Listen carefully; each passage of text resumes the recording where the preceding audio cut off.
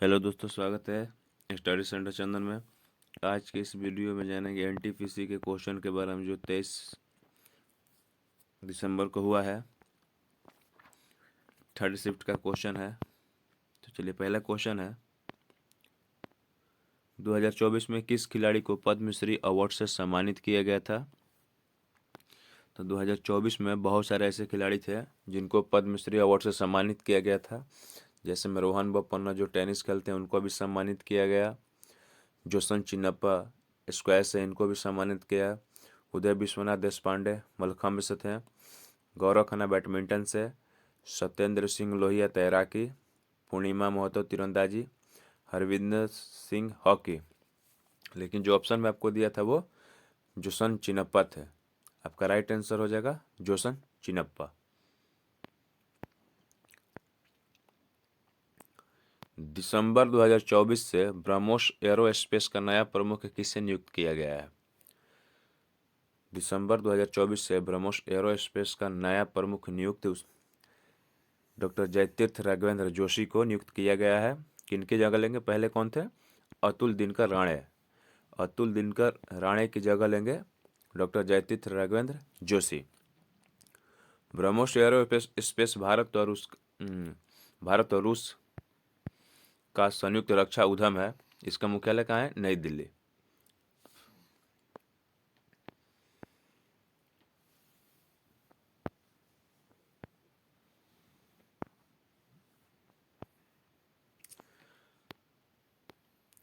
आर्थिक सर्वेक्षण 2023-24 के आंकड़ों के अनुसार 2020 तक भारत में जन्म लेने वाले प्रत्येक 1000 बच्चों में से लगभग कितने की मृत्यु हो जाती है?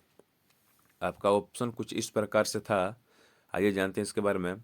उपलब्ध आंकड़ों के अनुसार 2020 में भारत शिशु मृत्यु दर प्रति 1000 जीवित पर लगभग 28 मृत्यु था। ठीक है, 28 लोग मर रहे थे। तो आपका ऑप्शन नंबर बी हो जाएगा इसमें राइट आंसर।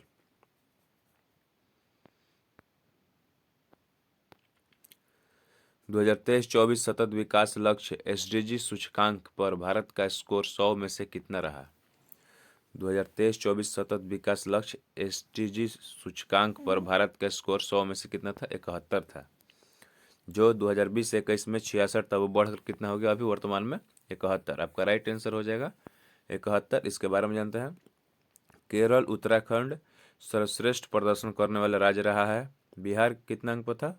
एसडीजी में बिहार सूचकांक कितना अंक उसका नंबर है? 57।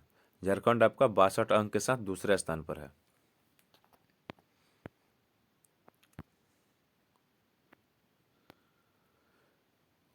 क्वेश्चन है, गोवा विधानसभा में अनुसूचित जनजातियों को प्रतिनिधित्व देने वाले विधेयक लोकसभा में कब पेश किया गया था? आपको गोवा विधानसभा में अनुसूचित जनजातियों को प्रतिनिधित्व देने वाला विधेयक आपको 5 अगस्त को पास किया गया।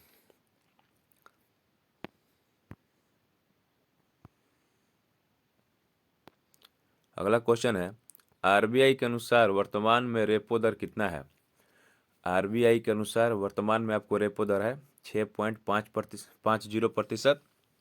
वही रिवर्स रेपो दर की बात करें तो 3.35% है।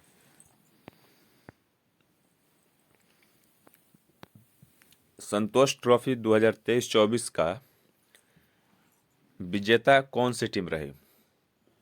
आपको संतोष ट्रॉफी 2023-24 का विजेता टीम कौन सी रही? सर्विसेज ने गोवा को हराकर प्रतियोगिता के इतिहास में 7वीं बार खिताब जीता। संतोष ट्रॉफी किससे संबंधित है? आपको फुटबॉल से। तो आपका राइट आंसर हो जाएगा सर्विसेज। ये जो कौवा संस्करण है आपको 77वां संस्करण है। ठीक है, अगला क्वेश्चन है, पीएम विश्वकर्मा योजना के तहत कितने रुपए का लोन दिया जाता है? पीएम विश्वकर्मा योजना के तहत कितने रुपए का लोन दिया जाता है आपको? आइए इसके बारे में जानते हैं। भारत सरकार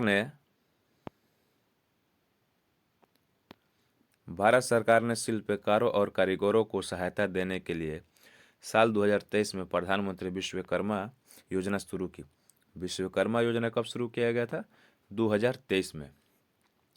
विश्वकर्मा योजना के तहत शिल्पकारों को और कारीगरों को न सिर्फ ट्रेनिंग दी जाती थी बिल्कुल बल्कि 3 लाख का लोन भी दिया जाता था। तो पीएम विश्वकर्मा योजना के तहत आपको 3 लाख का लोन दिया जाता है। आपका राइट आंसर हो जाएगा।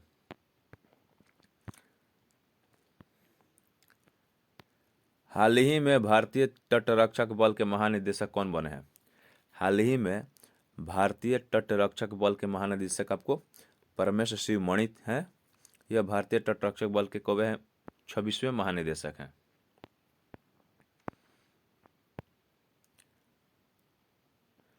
अगला क्वेश्चन है, अपचयन प्रक्रिया किसी पदार्थ में हाइड्रोजन को जोड़ने या ऑक्सीजन को हटाने की प्रक्रिया है जो ऑक्सीकरण प्रक्रिया के क्या होता है?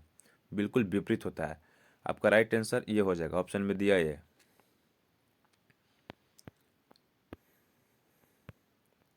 अगला क्वेश्चन है, किसी सतत के लंबवत वस्तु पर लगने वाला बल को क्या कहते हैं? किसी सतत के लंबवत वस्तु पर लगने वाला बल को आपको प्रणोद यानी थ्रस्ट कहलाता है। प्रणोद बराबर क्या होता है? प्रेशर गुने एरिया। फेस क्रीम किसका एक उदाहरण है? फेस क्रीम एक पायस कोलाइडल विलयन का उदाहरण है।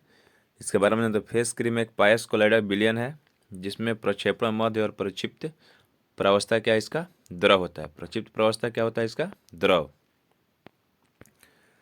जब धातु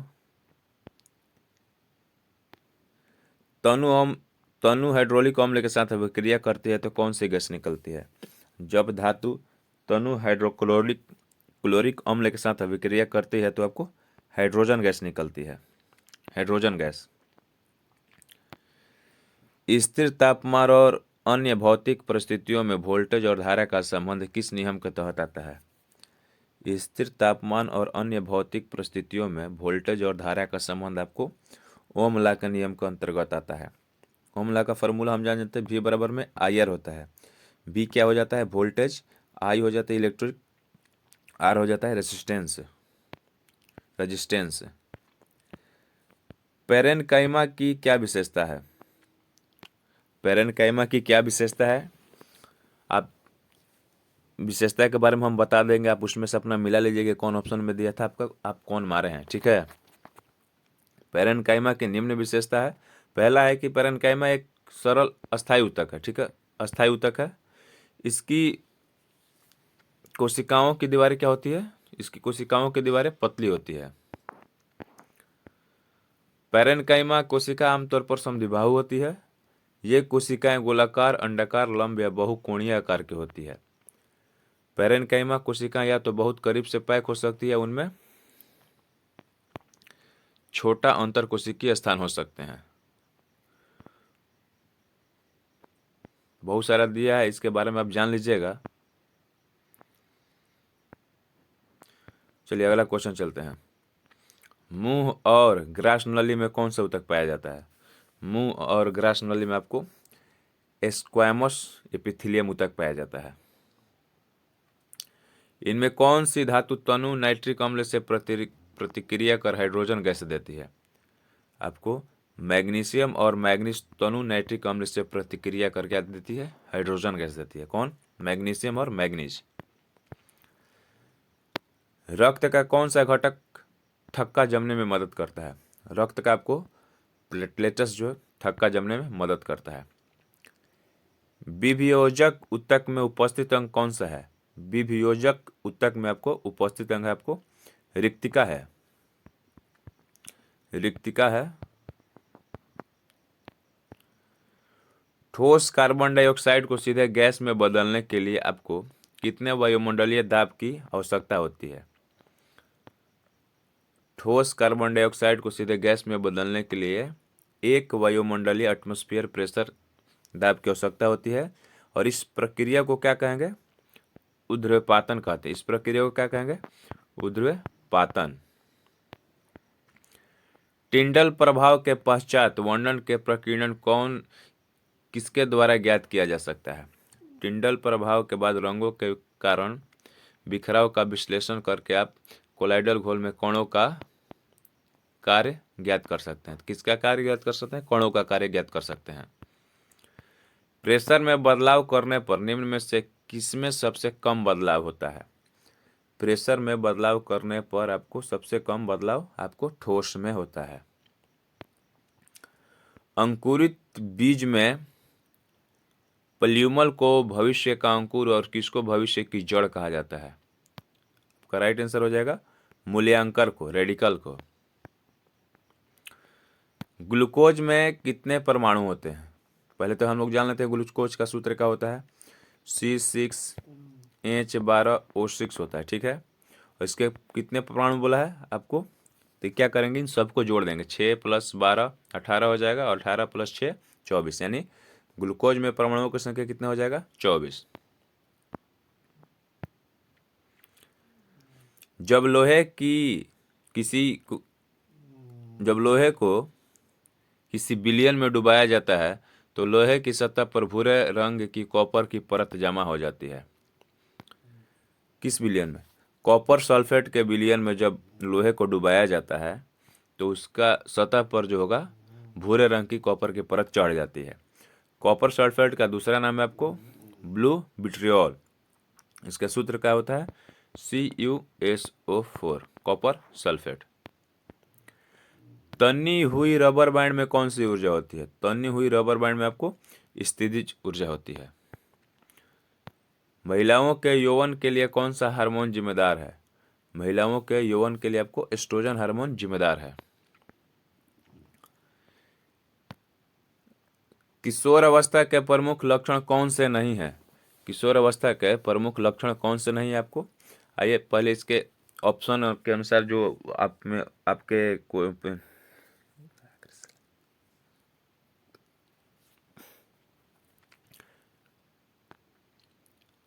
किशोर अवस्था के प्रमुख लक्षण कौन से नहीं है, तो आइए पहले इसके लक्षण के बारे में जानते हैं कि कौन कौन से होते हैं।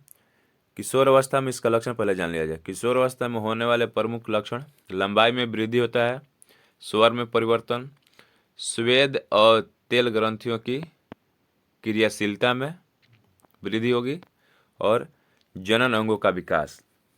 लेकिन ऑप्शन के अनुसार आपको दिया था, अधिकांश विशेषज्ञों के अनुसार हाथों और पैरों से बाल हटाना किशोर अवस्था की अनिवार्य विशेषता नहीं है। आपका राइट आंसर ये हो जाएगा। जब हम कोई चीज खाते हैं तो मुंह से लार निकलती है, जिसमें कौन सा नमक एंजाइम होता है जो कार्बोहाइड्रेट को तोड़ने का काम करता है? जब हम कोई चीज खाते हैं तो मुंह से लार निकलती है, इसमें कौन सा एंजाइम होता है आपको? एमाइलेज नामक एंजाइम जो होता है कार्बोहाइड्रेट को तोड़ने का काम करता है। मानव रक्त में पाया जाने वाला वर्ण कौन सा है? मानव रक्त में पाया जाने वाला वर्ण कौन सा है आपको? मानव रक्त में पाया जाने वाला वर्ण हीमोग्लोबिन होता है। यह किस रंग का होता है? लाल रंग का होता है। जो लाल रक्त कोशिकाओं में पाया जाता है, जिसको RBC कहा जाता है, रेड ब्लड सेल्स। हीमोग्लोबिन क्या करता है? ऑक्सीजन का संवहन करता है। पृथ्वी की त्रिज्या क्या है? पृथ्वी की त्रिज्या 6378 किलोमीटर है। आपको ऑप्शन में दिया था 6400, तो लगभग 6400 आपका आंसर हो जाएगा। वीडियो अच्छी लगे तो लाइक कीजिएगा और हमारे चैनल को सब्सक्राइब कीजिए।